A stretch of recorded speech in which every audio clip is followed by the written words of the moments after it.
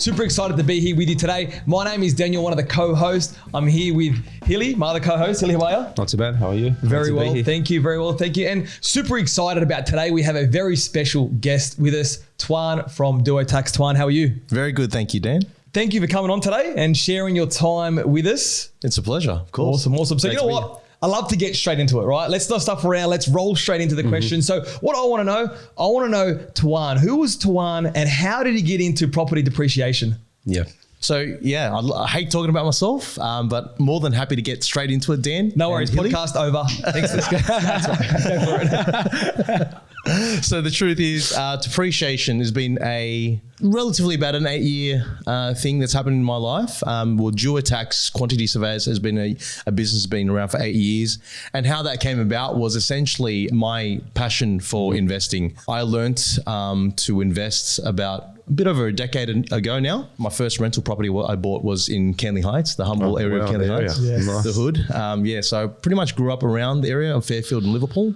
And this first property taught me a lot. The first thing I did was when I bought the property was sort out your finances, as you do. Yep. Then going to an accountant to sort out your taxes because you got to declare things like rental income. And he educated me about depreciation, which is, I couldn't believe at that time, this brand new duplex that I bought, the first year of depreciation was $16,000. Oh, wow. $16,000. Wow. Yes, it was $16,000. Wow. And just putting it out there, my income at the time was not much more than that. And so when you have not much income and such a low tax rate, and you've got every dollar counted at that time, you know, when you're in your mid-20s and, you know, every dollar you could find from your day job, you sort of cherish it. Another couple of beers on a Friday night, then why not? So that was how life was back in the days. And I learned the power of depreciation. And so that $16,000 tax deduction went a long way. It must have been a reaction once you found about tax depreciation schedule and what it can do for you and help you maximize cash flow. Your reaction was like, wow, is this real? It was mind blowing. Yeah. I couldn't believe the power of, investing in property led to huge tax deductions. And that was just depreciation. Let's not forget about the lending part of it. And interest rates back then were kind of like interest rates are now, which is, that 4 or 5% that people are really jumping up and down about. So it was a big deal, getting these big tax deductions. So I thought, you know what, if I'm learning about depreciation for the first time as an investor and not knowing about it, I had to go to an accountant to find out. Imagine how many other people actually don't know about this. So true. Yeah. Knowledge gap. And so because of that knowledge gap, I then decided that, let's venture into it and help other people narrow that gap. And essentially that's what I do. I educate people about depreciation. And now we've gone on to I think Duo Tax has gone on to help 50,000 people across the country to not just learn about depreciation, but actually benefit from the actual service that we provide. Yeah, and that's really great to hear. Like, you lead first, you go through it, you experience, and then you're like, wow, if this can actually help me put $16,000 back in my pocket, imagine what I could do for other people. And taking that attitude into it first is a real great way of just going out there and helping other people. So that's awesome to hear. Awesome. Yeah, and that's been the journey, and we'll continue to do that. Absolutely. It's crazy how things start like that. Yeah. To think about it. Now, what were your struggles with starting up Duo Tax, or what were your obstacles along the way in the first few years? I think with any new startup business, the struggle is always one. I always say finding clients. That's always. Well, you couldn't just give anybody $16,000. That would cover it. It's so true. And I think naturally myself, I wouldn't say I'm a gifted salesperson. I never thought that sales was my strength. I've always been a technician in every role of mine. And I'm sure that a lot of people out there feel the same. They've grown up and sort of been educated as an engineer or a solicitor. The point of having to sell is not something people frequent in their lives. So it was a big culture shock to me for me to go into a workplace, in my own workplace, and have to sell, because it's one of those things in business. If you start a business, you need to know how to sell. And so that was always the biggest challenge, about being able to persuade someone, convince them into adopting your product or service. And not just a service, your service, a service that you have to back, you have to present to them and show them value. But, for me, depreciation just worked well because it was a value-adding service. Yep. It helped people's lives. The value was monetary And it's easy to sell when you can show a direct result of your service immediately, because a depreciation schedule is, essentially a tax deduction, and people love the word tax deduction because I remember when I was young, if I had a laptop that I bought and I used it for work 50% of the time, that was a tax deduction. So just on that tax deduction point for a second, so we may have like a lot of different viewers. We may have viewers who are, serial investors who have gone through the process many of times, but we're also going to have, people watching who are, a younger audience, first time investors looking to get into that investing space. So to just give them a little bit of, idea about exactly what this tax depreciation schedules, exactly is, and is there something they can look for when purchasing an investment property in that tax depreciation side of things? Don't give us all the secrets. A bit of the secrets. I guess there are a few myths when it comes to getting a depreciation schedule, for sure. Let's bust them. Yeah, that's exactly. And I think one of the biggest myths, guys, is that people think I've got an old property, I can't claim depreciation. Okay. Biggest myth. And to bust that myth, it's essentially, there are some rules around what you can or can't claim, but generally a property that's built from the 80s, 90s and later can claim depreciation. So essentially from it's now, not just new properties. Not just new properties. Okay. So you can go back 40 years. If a property was built about 40 years ago, you can still claim depreciation. So if you got a property and you're like, I'm not sure if it's built in the 70s, 80s or 90s, just speak to a quantity surveyor. Yep. And you could actually find out if your property could claim $2,000, $3,000, $4,000, $5,000 or $16,000. So always worth asking the question. It costs you nothing to ask the question. Of course. So what you're saying, there's potentially people out there right now with an investment property thinking my property's too old, when in actual fact, they could be sitting on $10,000, $15,000, $16,000 of depreciation potentially without even knowing about it. That's exactly right. And the beautiful thing is, if you haven't done this in a few years, the ATO will actually let you go back a couple of years modify your tax returns and add in that depreciation and get those tax backs from those respective years. You heard it, guys. Upcoming holiday. Here we go. That's it. Yeah. There you go. And that's exactly it. I always remember the time, and now that you brought up the holiday thing, Hilly, I always remember the time that Andy, one of our colleagues, said in an office, he reminded me the other day that when she did the depreciation for 3 of her investment properties, I think it was around the southern Sydney area. Yep.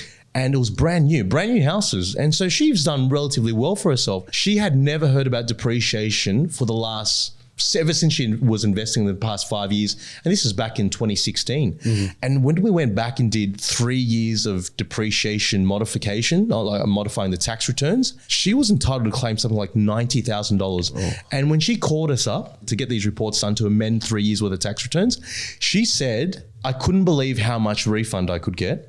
This is the first time ever I'm taking my family on a holiday. And then it took me right back, and it made me remind myself of why I started this in the first place, because it makes a huge impact on people's lives. It isn't the first thing you think about when you invest, isn't it? No. It's always capital growth. It's always about good yield, making sure it gives you return every week, every month, every year. But then when you hear about these stories, it makes you go, you know what? Every bit counts. And some people say, we'll get a $5,000 or $10,000 or $20,000 tax refund, and we'll go and buy the next property. But sometimes you don't always have to think about the next property. Sometimes it's okay to take your big refund and just live your life a little bit. I love that story. Yeah. And you know what? I just seen your whole energy, your whole demeanor change when you were telling that story. So that just really tells me how much that means to you, right? Because you understand, what you went through in your early journeys, and now you're able to do the same thing for others. Just to see the way you told that story was something special to see. So, thank you for sharing that story, but also thank you for going out and doing that, because having that education for people, not a lot of people understand and know about that. So putting the money back in people's pockets is a real big thing. And I believe right now, people probably need that extra bit of money. People are probably out there, looking to get some extra funds in their home, and potentially getting themselves a depreciation schedule on one of their properties could put that bit of cash flow back into their pockets. 100%, especially now where are things at, right? Absolutely. So, onto that point, whenever I tell my friends and family about tax depreciation, they sit there for a moment, they're like, is that real? How does that work? Like it is such a powerful tool, and especially with inflation, high interest rates, potential recession on the way, every dollar does count. Not much people do know about depreciation. So I feel like if we can get the word out there alongside, your interest rates, your council rates and whatnot, It's a very powerful tool. Yeah, and I think going back to the other question was what was the biggest challenge? I think selling it is a challenge, but diving a little bit deeper, the challenge of depreciation is trying to educate someone about it. Because when I was doing open houses and when I first started doing open houses and people walking through open houses, and I was giving leaflets about depreciation and how much this property they're walking into could claim, they were looking at me like, this guy is he mad? Like, who is he? Is he a scam? Who is he? Is he a scam? Is he a scammer? Yeah. This is way too good to be true. And so the most common response was, I'll just check with my accountant. Yeah. So naturally for me, we then decided that let's go and talk to people that are respected in the investment space, whether it's a buyer's agent, whether it's a property manager that's trusted with managing the property, whether it's a tax agent that's looking after it. So that's become more of our business now. Rather than going direct to customers and educating them, we're educating the people that need to be educated to give them the right support so that they're giving the right information to their clients. Yeah, I love that. And I hear now you talk about where the business is now too. And I believe that the business now has grown and expanded, and you're able to offer additional services to a lot of clients and help them out in other areas. Can you speak on that for a little bit? Yeah, so naturally with our services being quantity surveyors, we've been trusted with our clients and referral partners to provide advice around building costs as quantity surveyors. But so naturally, referral partners have come to us requesting for property valuation services in that the service is very similar. We're going out to the property, doing a survey or an inspection, identifying plant equipment, building costs, alterations, but also on top of that, they've got to assess land. So we've decided now to bring on a property valuation team. Awesome. And there's a couple of valuers that work with us, and now we're providing that service. And it's mainly to do with adding another layer of service to our partners in that, they're doing tax returns for people, property investors, both property investors, but also individuals that have their own home. And when you do, you've got an owner-occupied property that now switches to an investment. That now triggers a capital gains tax event. And so the service is necessary to ensure that their taxes are looked after from back to front with any property they've got. So naturally, we've gone down that path. That's great. And I also believe there's something else you guys are working on. We are. Yeah, of course. A little bit of a secret at the moment, but I'm sure in the coming weeks, as we go to launch, we'll be sharing more of our services to you guys. And we've found that there's been a bit of a pain point with our customers in that we're going through properties, inspecting them. There's a series of properties or a number of properties that we've seen with issues. And usually the challenge is having a good property manager that manages not just the property, but also the problems that come with the property. Yes, that's right. And one of the things is I find that is claims, with issues with rental loss that we commonly hear because we're talking to investors day in, day out, especially during this COVID period. Even post-COVID now that rents are rising, we're having more clients, not that it's our problem, that are defaulting on rent. Their tenants are. So essentially that means that they've got inadequate cover. All the property managers are not providing insurance policies that are sufficient for that cover. So Duo Tax Insurance. Duo Tax Insurance is the next branch. It's only natural, showing that you care so much about your investors. The insurance part is only natural. We'll help our accountants as well. Yeah, it's been the next evolution of, looking after our clients in its whole entirety within our office. And if we can add value in a way where we've proven through, a lot of good feedback from our clients, well, if we can provide another good service that rivals the competitors out there and provides a superior service, I think that we shouldn't doubt ourselves and provide that service to the best of our ability, and people will appreciate that. Awesome to hear. Awesome. I like it. Now, we hear so many people talk about negative gearing. Some people are with it. Some people say positive gearing is away, negative gearing is away. What's your thoughts on the strategy behind the whole negative gearing? I think it's such a great question. There is no right or wrong. That's the truth. But if you're investing in property, my personal thoughts are that in the last 10 years or plus, 2023, a little bit more than 10 years. It's been a while. Negative gearing has been okay. It's not been a bad strategy because property house prices are always going up. right? Have been always going up for as long as I have been investing in property. So negative gearing, and if you're losing, $10,000, $20,000 a year, which is essentially what negative gearing is, and you're at the end of the financial year, your tax return says that because of your investing, you are actually in a minus $20,000 position. That was negative gearing. Now that's a problem until you see what the capital gains event has happened on that property, which is essentially my property, yes, has minus $20,000 this year, but it's increased by $55,000 on average in the last 10 years. Doesn't look so bad after that. And that's the reason why people do it, because they think, okay, well, on the upside, there's always the capital gain.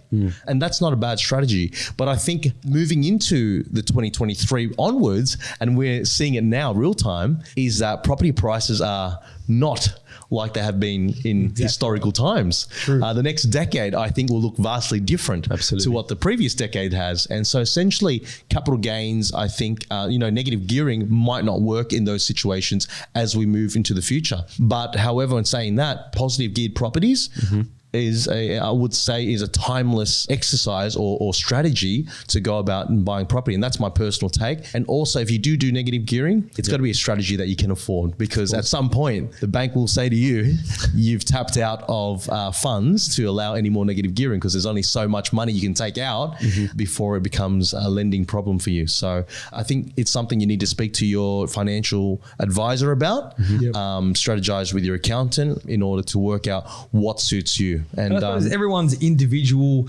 stories, individual circumstances are different, and what they sort of do to them needs to be unique to those guys as well. 100%. And it's not a one size fits all strategy ever. And that's why they've got different rules in place for different people. And of course, people on lower threshold incomes can't afford to negative gear for a long, extensive period or on multiple properties.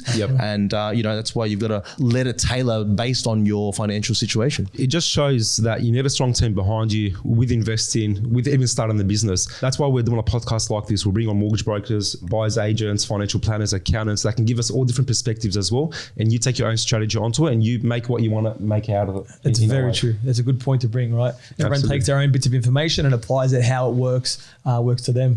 So Tuan, earlier we spoke a little bit about giving some tips for some first time and earlier investors, and I hear sometimes, some of our seasonal investors potentially talking about, trying to buy investments purely on the tax depreciation. So what would you talk about that? Would you talk about sort of, is that a right strategy? Is that something you would advise? Or what would you say to those guys looking to buy property purely on the depreciation schedule? Fair question. Awesome. And I'll be honest with you, we get as an organization, a lot of customers that come to us and say, hey, what property should I buy? I'm looking for more depreciation. Wrong strategy, right? Like first thing first, as much as I advocate for depreciation, when we go into property, first thing first, it has to suit you, right? From the positive gearing, negative gearing standpoint, does it work for you? Long-term strategy, is it a mining town? Lots of questions around, is it the right property for your circumstance? And then on the back of that, if there's depreciation, then great.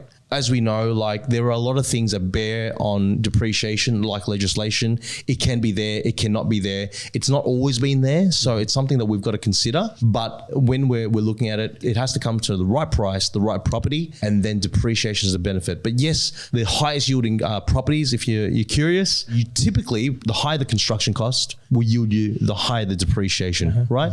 Because the depreciation is only attributed by the building costs. Now, to dive a little bit deeper, properties that have strong plant equipment will always give you better depreciation, because plant equipment assets have a shorter effective life than the building. Buildings, 40-year depreciation, whereas a plant equipment asset, piece of carpet might only last 12 years. Air conditioning might only last 7 years. So they've got a shorter effective life. And the more aircon units, the more rolls of carpet, the more furnishing we have, the more lighting we have, is going to give you better depreciation. So in a place like an apartment that's really condensed, might be 50 floors, has 8 lifts servicing the 50 floors, will give you solid depreciation, because you've got all this plant equipment, like, for example, the lifts and escalators and basement ventilation systems. They give you great depreciation, but would you buy it? Probably something you've got to think it over before you make that decision. Purely not on depreciation. No. Yeah. You mentioned the legislation change. We do know that there was a legislation change back in 2017 for tax depreciation. How did that benefit you, your clients, your high outlook on depreciation schedules? It was supposed to be one of the biggest challenges in our business, but I think, with anything, news is always good. When people start being curious about, okay, what's this legislation change about? No more claiming secondhand plant equipment. And that was essentially the topic, or the tax legislation that had been rolled out, which meant that you couldn't claim plant and equipment depreciation on secondhand assets. So if you bought a rental property, residential property, that was, oven, range hood and cooktops, they couldn't claim depreciation anymore as of 2017 because it's an existing building that was built secondhand, and they've been purchased secondhand. Sorry, not built secondhand, purchased secondhand. And when you buy a secondhand asset as of 2017, you can no longer claim depreciation. And that was a key change with the legislation. But it's worked in our favor in that it's created more... People more inquisitive. Yeah, more inquisitive. We've had to share more knowledge about what we know, what the legislation is, explain the legislation, and that creates, news, and essentially it's created more business, I would say. So I could attest it to that. I think it's something good out of it that's come from the legislation change. Although, yes, it did hinder the industry in that a lot of people could no longer claim secondhand depreciation. So there's a big market, a big chunk of people that were no longer eligible.